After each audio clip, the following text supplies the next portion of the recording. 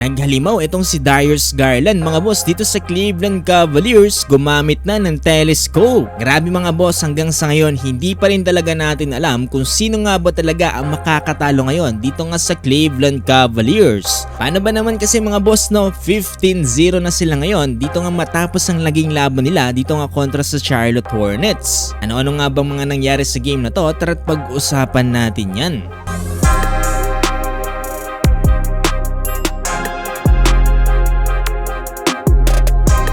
Pero bago yan mga boss, pag-usapan muna natin dito ang nangyari nga kanina sa laban ng Clippers kontra nga dito sa Utah Jazz. Paano ba naman kasi mga boss, matapos nga ang 3-pointer na ginawa dito ni James Harden kanina, inalagpasan niya na nga dito si Ray Allen sa ikalawa sa merong pinakamaraming naipasok na 3-pointers dito nga sa NBA regular season. Ito yung kung saan nakapagtala si Ray Allen ng 2,973 at ngayon itong si James Harden ay 2,974 na. Siyempre, nasa unang listahan pa rin ngayon dito si Stephen Curry na kung saan napakalayo sa lahat mga boss, no, 3,782. Pero yun mga boss kay Stephen Curry, no, ewan ko na lang kung may makakapag-break pa niyan balang araw. Pero sa ngayon wala pa akong player na nakikita ito karaming 3-pointers sa regular season. Pero ayun nga mismo kay James Harden mga boss, no, yung nagbiro ito, no, hindi nga daw counted itong si Stephen Curry at siya nga daw ang first dito nga sa listahan.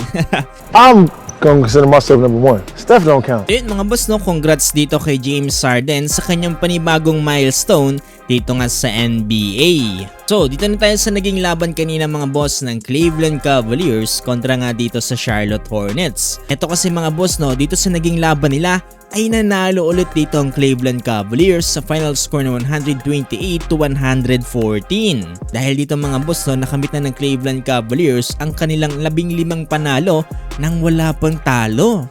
Hanggat hindi natatalo itong Cleveland Cavaliers mga boss, ito ang pinaka most win ng Cleveland without a loss dito nga sa kanilang franchise history. Sa ngayon ay pumapangalawa dito sa Eastern Conference, dito nga ang Boston Celtics na merong 11-3 win-loss record.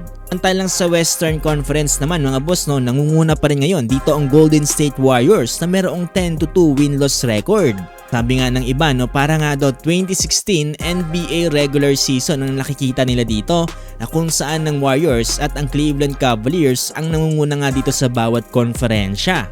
Well, dito nga pala sa naging laban na to mga boss, no, kahit wala si Donovan Mitchell ay nagawa pa rin dito mag-step up ng ibang players. Ang una dito si Darius Garland na kung saan nakapagtala ng 25 points, 5 rebounds with 12 assists, na sinusundan ni Ty Jerome with 24 points at Evan Mobley 23 points. Dito naman para sa Hornets nanguna sila Melo Ball with 31 points. So yun mga boss, anong masasabi niyo dito para sa Cleveland Cavaliers? Sino nga ba ang makakatalo sa kanila?